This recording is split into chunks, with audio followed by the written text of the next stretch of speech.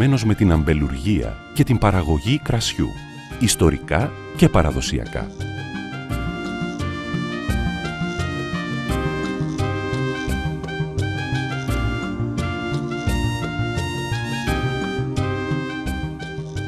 Η χρυσή αμφορής της Βεργίας, ερυθρός προστατευόμενης ονομασίας προέλευσης Νάουσα, λευκή, ερυθρή και ροζέ προστατευόμενης γεωγραφικής ένδειξης είναι η Μαθίας και Μακεδονίας.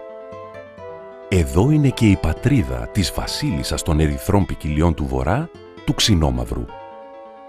Η ευγενέστερη ερυθρή. Η Χαλκιδική έχει θεσμοθετήσει το προστατευόμενης ονομασίας προέλευσης Πλαγιές Μελίτωνα και 3 ίνους με προστατευόμενη γεωγραφική ένδειξη, τον Σιθωνίας, τον Χαλκιδικής και τον Μακεδονικό.